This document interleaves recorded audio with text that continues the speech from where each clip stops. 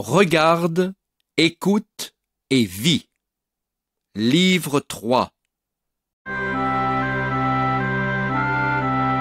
Dieu aide le peuple d'Israël à vaincre tous ses ennemis quand ils lui obéissent. Nous pouvons en tirer des leçons. Image 1. Josué combat Amalek. Le peuple d'Israël ne possède pas encore sa propre terre. Il erre dans le désert. Moïse est leur chef. Il choisit un jeune homme du nom de Josué pour diriger son armée quand Amalek attaque Israël.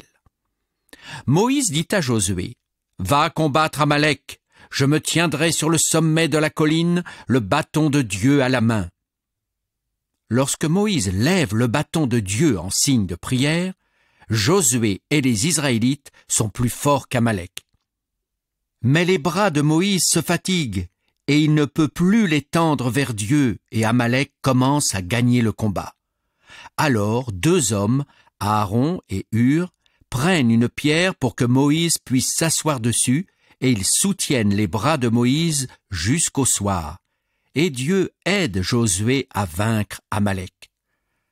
Dieu demande à Moïse d'écrire cela dans le livre pour s'en souvenir toujours et dire à Josué « J'effacerai la mémoire d'Amalek de dessous les cieux. »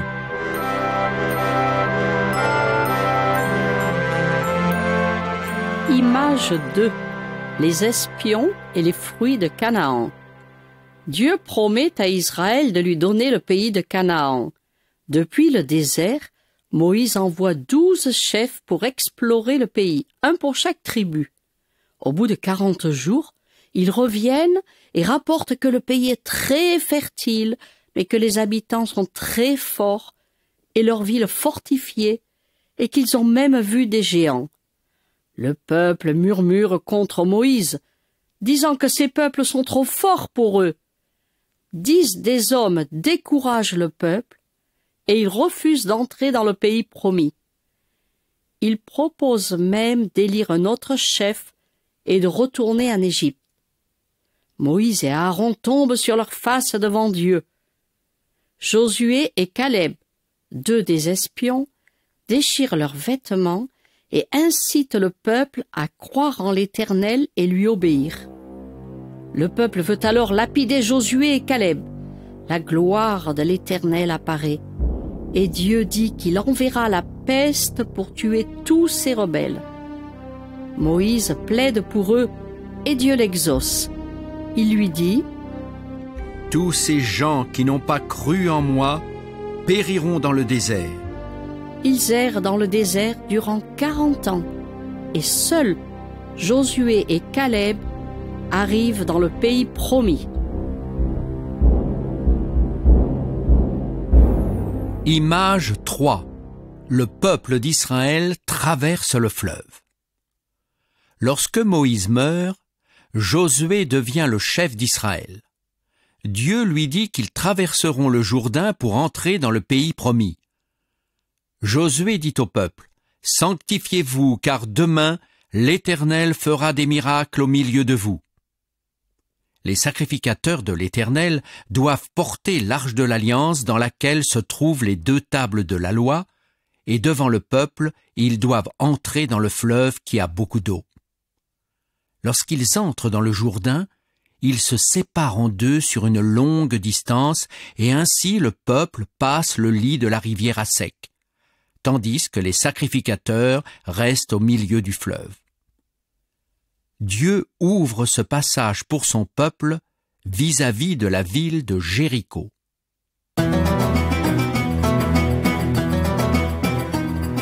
Image 4. La chute des murailles de Jéricho. Après le passage miraculeux au milieu du Jourdain, Israël campe à Gilgal, près de la ville très fortifiée de Jéricho. Dieu dit à Josué, « Je remets Jéricho et son roi entre tes mains. Fais le tour de la ville avec tous les hommes armés pendant 6 jours, 1 fois par jour. Fais marcher devant l'arche de Dieu 7 sacrificateurs avec des trompettes. Le 7e jour, Faites 7 fois le tour de la ville avec les sacrificateurs sonnant leurs trompettes, et à la fin, le peuple poussera de grands cris et la muraille de la ville s'écroulera. » Le peuple entre dans la ville. Josué, avec le peuple, obéit au commandement de Dieu sans dire un mot. Il pousse des cris jusqu'à la 7e fois, le 7e jour. La muraille de Jéricho tombe et Israël s'empare de la ville. Dieu demande à Israël de ne prendre aucun butin. Tout l'or, l'argent, tout objet en airain et en fer doivent être mis dans les trésors de l'Éternel. Dans cette ville détruite, une prostituée nommée Rahab est épargnée avec tous les siens, car elle a protégé les 2 espions que Josué a envoyés avant la conquête.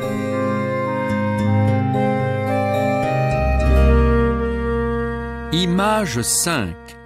Israël fuit devant Haï. Akan, de la tribu de Juda, prend du butin défendu de Jéricho, et la colère de Dieu s'enflamme contre les Israélites. Haï est la 2e ville ennemie que Josué doit conquérir. Il envoie donc des hommes pour espionner la ville. Ceux-ci reviennent en disant « Il n'est pas nécessaire que tout le peuple aille combattre Haï, car les adversaires sont peu nombreux. 2000 ou 3000 hommes suffisent. » Mais les hommes d'Haï abattent 36 hommes d'Israël. Alors, dans une grande détresse, Josué tombe devant Dieu la face contre terre et le peuple perd tout courage. Josué crie à l'Éternel et dit « Tous les ennemis viendront maintenant nous abattre. Que fais-tu pour ton grand nom ?» Alors Dieu dit « Israël a péché, ils ont volé et dissimulé. Le peuple ne pourra plus tenir devant ses ennemis. Je ne pourrai plus être avec vous si vous ne détruisez pas l'interdit au milieu de vous. Il faut que le transgresseur soit livré au feu. »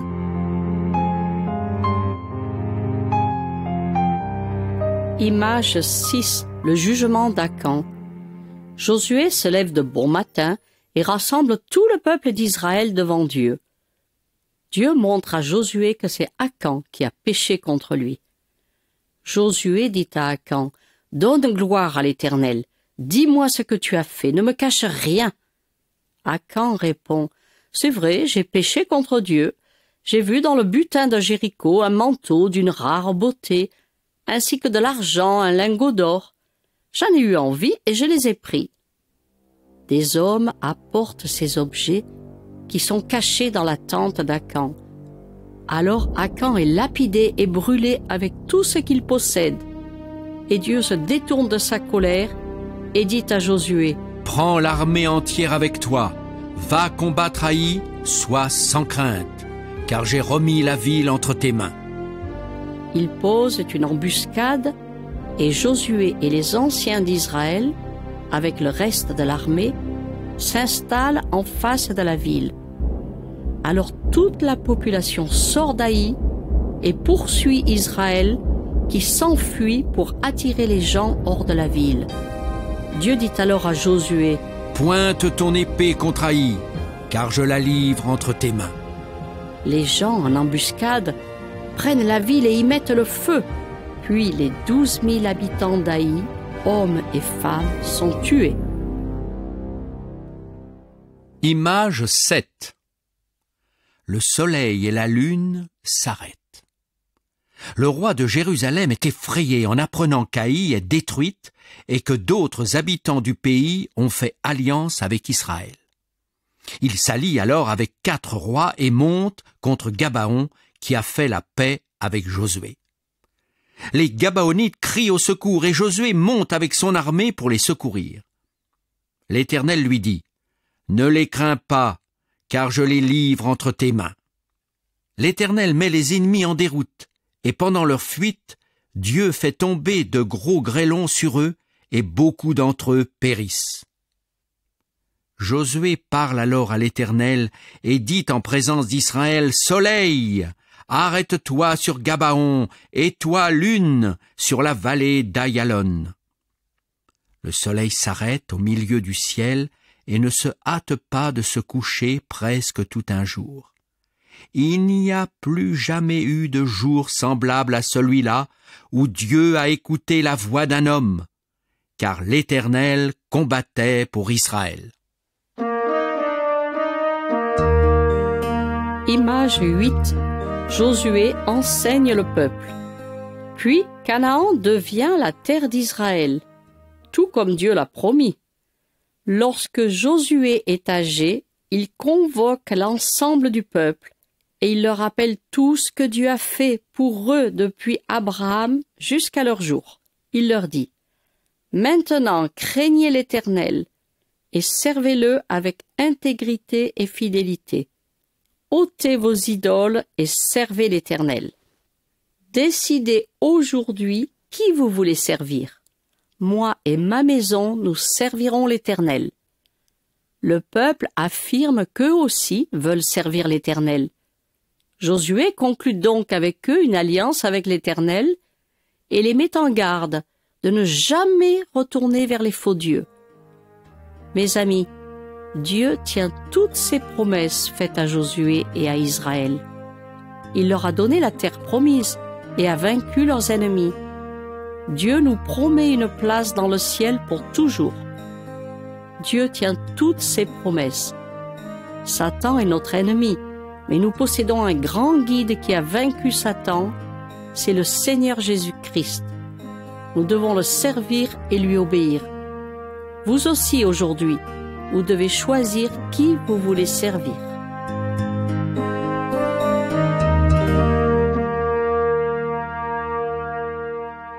Image 9. Déborah parle de la part de Dieu. Après la mort de Josué, le peuple d'Israël se détourne de Dieu. Ils adorent les idoles des Cananéens. Aussi, les Cananéens ont le dessus sur le peuple d'Israël et le maltraitent avec violence. Déborah est en ce temps-là juge en Israël. Le peuple vient chez elle pour tout jugement. Un jour, elle appelle Barak. Il est chef de l'armée d'Israël. Elle lui dit: « Prends 10 000 hommes et rends-toi au mont Tabor. Sisera et l'armée de Canaan veulent vous combattre, mais Dieu va vous donner la victoire sur eux. » Barak est effrayé, et il dit à Déborah: « Si tu ne m'accompagnes pas, je n'irai pas. » Et Déborah répond: « Je viendrai avec toi, mais tu n'auras pas de gloire dans cette affaire, car Dieu livrera Sisera à une femme. »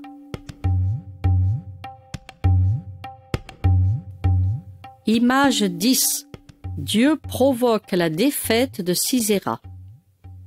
Déborah, Barak et 10 000 soldats d'Israël se rendent au mont Tabor selon l'ordre de l'Éternel.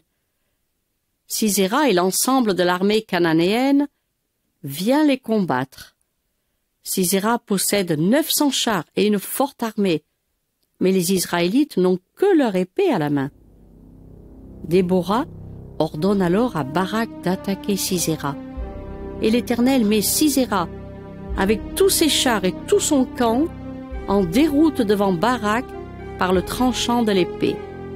Seul Sisera réussit à s'échapper et à s'enfuir à pied. Toute l'armée de Sisera tombe sous le tranchant de l'épée sans qu'il en reste un seul homme. Image 11. Jaël tue Sisera.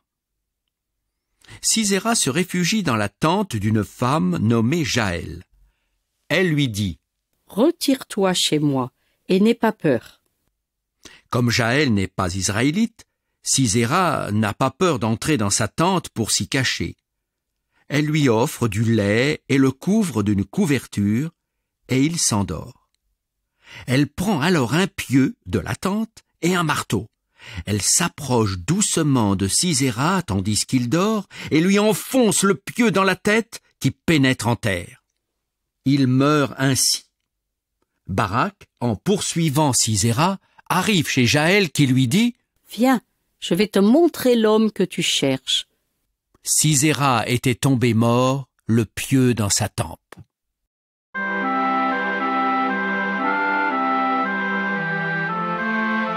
Image 12. Israël chante pour célébrer Dieu. C'est Dieu qui donne à Israël le pouvoir de vaincre les Cananéens. Déborah et Barak entonnent des chants pour remercier Dieu. Le peuple se réjouit aussi, et il donne gloire à Dieu pour cette délivrance, et aussi à Déborah, devenue comme une mère pour eux. Il loue Jaël également, car elle n'a pas eu peur de Sisera. Dieu a utilisé ces deux femmes pour sauver Israël. Mes amis, Dieu utilise ceux qui paraissent faibles pour triompher de ceux qui sont forts. Mais il fait aussi des reproches à ceux qui n'ont pas obéi à l'appel de Dieu. Et il a même maudit des gens qui ne sont pas venus en aide au peuple de Dieu. Dieu a envoyé le Seigneur Jésus pour nous délivrer de Satan. Des hommes mauvais ont tué Jésus. Ils pensaient que Jésus n'avait aucun pouvoir. Mais Dieu l'a ressuscité d'entre les morts. Jésus a vaincu Satan et tous les hommes mauvais. Jésus peut donner la puissance et la vie éternelle à tous ceux qui font confiance à Dieu et qui lui obéissent. Et il va aussi juger tous ses ennemis. Chantons donc, soyons heureux, adorons le seul vrai Dieu. Satan essaie de combattre tous ceux qui suivent la voie de Jésus qui mène à Dieu. Mais Dieu nous montre comment nous pouvons vaincre Satan. Écoutez et tirez un enseignement de ces histoires de la Bible.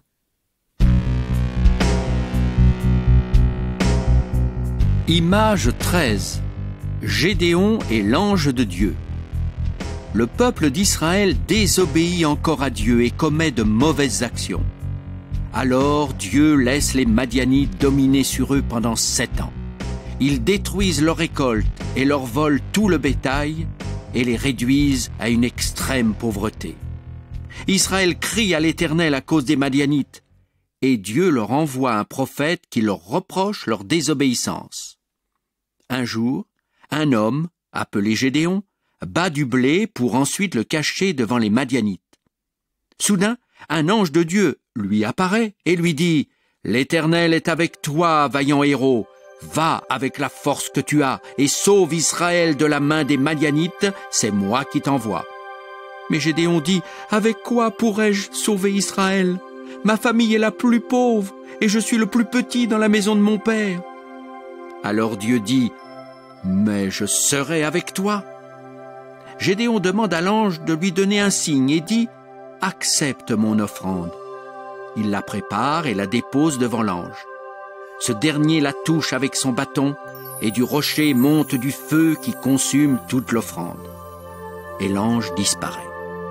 Alors Gédéon comprend qu'il a rencontré le messager de Dieu et il dit « Malheur à moi, Seigneur éternel, car j'ai vu l'ange de l'Éternel face à face. » Mais l'Éternel lui dit « Sois sans crainte, tu ne mourras pas. »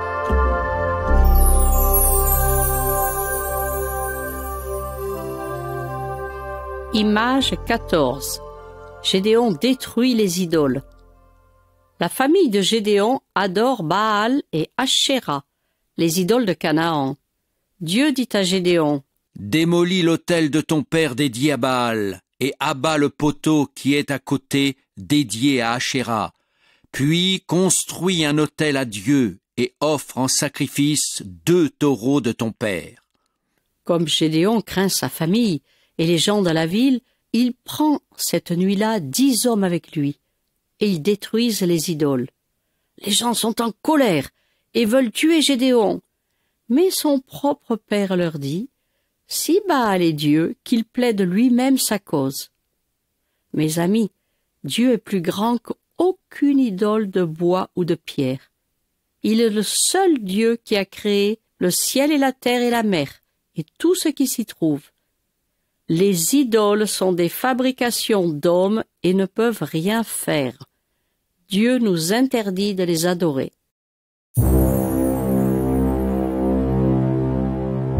Image 15. L'armée de Gédéon est choisie par Dieu. Les Madianites s'unissent avec Amalek et les Bédouins pour combattre Israël. Gédéon, revêtu de l'Esprit de Dieu, sonne la trompette et beaucoup de soldats se réunissent chez lui. Dieu donne encore 2 signes à Gédéon. Mais il lui dit ensuite, « Tu as trop d'hommes avec toi. Si Israël va gagner, ils vont se glorifier eux-mêmes. Que ceux qui sont craintifs retournent chez eux. » Alors 22 000 parmi les hommes de Gédéon partent, laissant le reste sur place. Puis Dieu dit à Gédéon, « Vous êtes encore trop nombreux. Conduis les hommes au bord de l'eau, et je les choisirai pour toi. » Alors Gédéon conduit ses hommes à la source pour boire. Beaucoup s'agenouillent pour laper l'eau comme les chiens. Seulement 300 hommes portent l'eau à leur bouche avec leurs mains. Alors Dieu dit, « C'est par les 300 hommes qui ont bu l'eau à l'aide de leurs mains que je te livre les Madianites. » Gédéon renvoie le reste selon l'ordre de l'Éternel. Image 16. Les hommes de Gédéon encerclent le camp des Madianites. L'immense armée de plus de 120 000 hommes des Madianites campe dans une vallée. Gédéon n'a que 300 hommes et il les divise en 3 groupes. Gédéon remet un corps à chacun des hommes ainsi qu'une torche qu'ils mettent dans une cruche. Ils encerclent le camp des Madianites au milieu de la nuit, et quand Gédéon sonne le cor, les 300 font de même. Ils brisent les cruches et se mettent à crier « Épée pour l'Éternel et pour Gédéon !» L'Éternel fait que les Madianites commencent à se tuer entre eux. Puis ils s'enfuient de leur camp, et les Israélites descendent des collines et les tuent tous. Mes amis, même si nous sommes faibles et peu nombreux, comme c'était le cas pour l'armée de Gédéon, nous pouvons, avec l'aide de Dieu, vaincre notre grand ennemi Satan. Mais si nous suivons les idoles, nous serons vaincus et Dieu nous jugera. Image 17. Samson tue un lion. Après la mort de Gédéon, les Israélites se détournent à nouveau de Dieu. Cette fois, Dieu utilise les cruels Philistins pour les punir pendant 40 ans. Dieu intervient encore et donne un sauveur. Une femme stérile est visitée par l'ange de l'Éternel qui lui dit « Tu enfanteras un fils. Cet enfant sera un serviteur de Dieu. C'est lui qui sauvera Israël. » La femme raconte cela à son mari Manoah, et celui-ci demande à Dieu de lui confirmer cela. Cela arrive, et il fait un sacrifice à Dieu. Quand la flamme monte vers le ciel, l'ange monte dans la flamme. Manoah reconnaît alors que c'est l'ange de l'Éternel, puis sa femme enfante son fils Samson, qui est doué d'une force extraordinaire. Quand il devient grand, il choisit une fille des Philistins, car il cherche un moyen de dispute avec les ennemis d'Israël. Un jour, un lion l'attaque, et Samson, sans rien pour se défendre, le déchire par la force de l'Esprit de Dieu. Au mariage avec la Philistine, il leur pose une énigme au sujet de son lion tué. C'est seulement grâce à sa femme et à qui Samson a révélé le secret qu'ils peuvent trouver la solution. Samson tue alors 30 Philistins pour leur donner ce qu'il avait promis. Plein de colère, il part. Image 18. Samson et les renards incendiaires.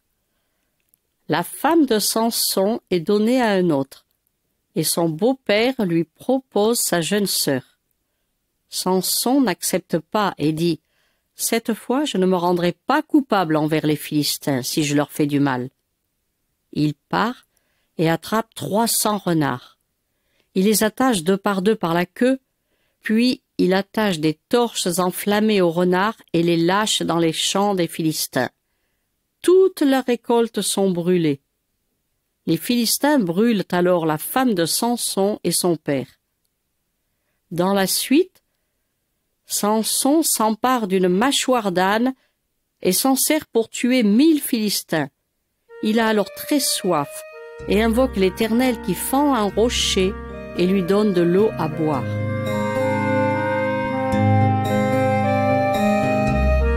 Image 19. les Philistins coupent les cheveux de Samson. Après cela, Samson aime une autre femme philistine qui s'appelle Délila. Les chefs de son peuple lui disent « Séduis Samson pour savoir d'où lui vient sa force. » Samson ne s'était jamais coupé les cheveux. La longue chevelure est le signe qu'il appartient à Dieu qui le rend si fort. Délila essaye de découvrir le secret de la force incroyable de Samson, car les chefs des Philistins lui ont offert beaucoup d'argent. Après avoir joué avec elle maintes fois, elle réussit à savoir son secret et lui dit « J'ai été consacré à Dieu, et si on me coupe ma chevelure, je perdrai ma force. » Voyant que Samson lui a ouvert tout son cœur, elle l'endort sur ses genoux, puis elle appelle les chefs qui viennent avec leur argent. Il lui coupe les cheveux. Sa force se retire de lui et Délila lui dit « Les Philistins sont sur toi !» Samson veut se défendre, mais il ne sait pas que Dieu s'est retiré de lui. Les Philistins le saisissent et lui crèvent les yeux. Ils le mettent en prison où il tourne le moulin. Mais ses cheveux commencent à pousser.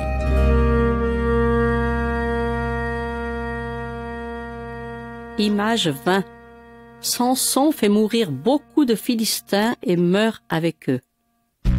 Les chefs des Philistins offrent un grand sacrifice à leur idole Dagon et se réjouissent, car ils croient que c'est lui qui leur a livré Samson.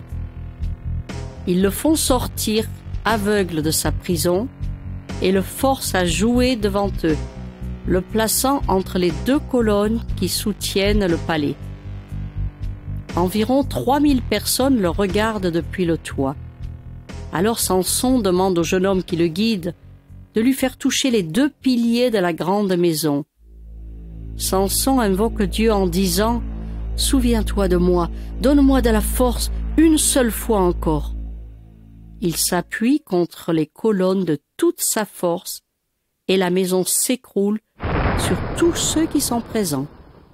Samson et tous les chefs des Philistins meurent ensemble. Dieu donne à Samson la victoire sur les Philistins, mais parce qu'il a désobéi, il ne lui laisse pas la vie pour voir sa victoire. Dans sa mort, il tue plus de Philistins que durant sa vie. Mes amis, la vie de Samson est un avertissement pour nous. On ne peut pas jouer avec le péché et en même temps servir Dieu. Choisissons de servir de tout cœur Dieu seul et détournons-nous du monde et du péché.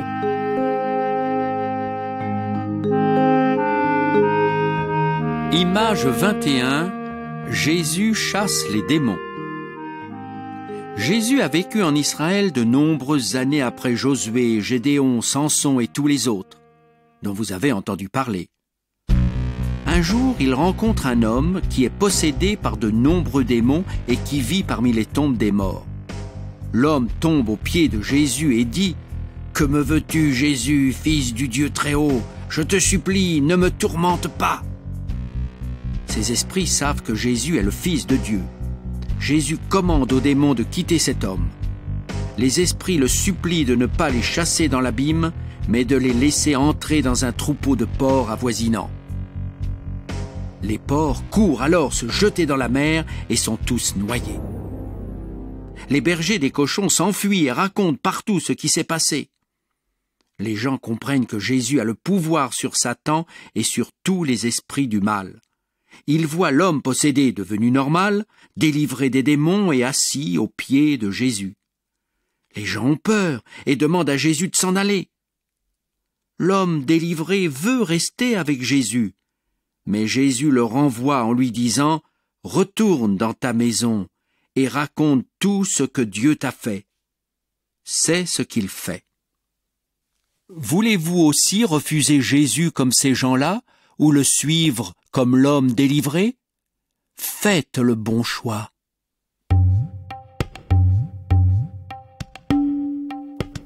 Image 22. Jésus chasse les marchands du temple. Un jour, Jésus se rend au temple à Jérusalem. Des marchands se trouvent dans le temple. Ils vendent des animaux pour ceux qui veulent faire des sacrifices, mais ils s'enrichissent en trompant les acheteurs. Jésus se met en colère. Il leur dit: Ma maison est une maison de prière, mais vous en avez fait une caverne de voleurs. Il chasse les marchands et renverse leurs tables. Jésus est le Fils de Dieu. Il a le droit, l'autorité et le pouvoir de chasser ses commerçants hors de la maison de son Père. Jésus enseigne tous les jours dans le temple et les foules aiment l'écouter. Les chefs religieux cherchent à le faire mourir, mais ils ne savent pas comment s'y prendre, car tout le peuple est suspendu à ses lèvres.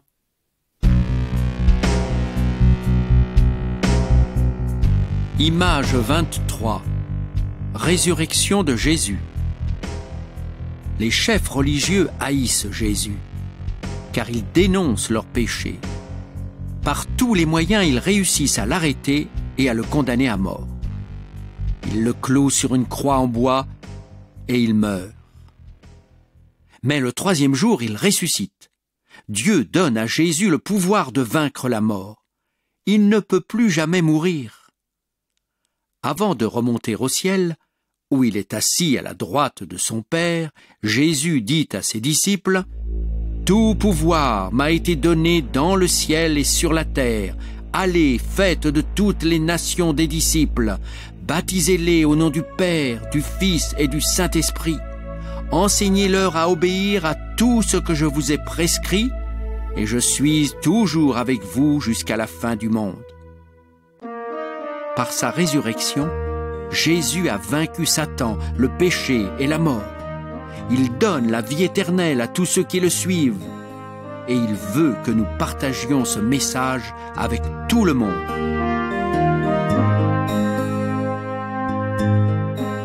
Image 24. Le soldat de Dieu. En mourant sur la croix à cause de nos péchés et en ressuscitant, Jésus démontre qu'il est le Tout-Puissant. À tous ceux qui croient en lui, il leur donne les armes nécessaires pour tenir ferme contre les attaques de Satan. Satan est puissant pour séduire les hommes, pour les tromper, pour en faire ses esclaves, mais il ne peut rien faire contre les chrétiens qui ont revêtu les armes de Dieu. Ils peuvent résister au diable et être vainqueurs dans les mauvais jours que nous vivons. Pour protéger nos reins, mettons la vérité pour ceinture. Ne pratiquons pas le mensonge. Notre cœur, nos pensées, nos paroles seront protégées par la cuirasse de la justice. C'est Jésus qui est notre justice et il nous a sauvés du jugement. Nos pieds doivent être protégés par de bonnes chaussures qui nous fortifieront pour aller partout, proclamer l'Évangile, la bonne nouvelle de la paix avec Dieu. Avec le bouclier de la foi, nous pourrons éteindre toutes les flèches enflammées que Satan lance contre nous. C'est la foi en Jésus-Christ qui nous donne et qui nous assure le salut. Par la foi, nous savons aussi que nous sommes à l'abri de tous les assauts de l'ennemi. Le casque du salut protège notre tête et dirige nos pensées vers Dieu. L'épée de l'esprit est la parole de Dieu, et Satan fuit cette parole. Il ne supporte pas la vérité.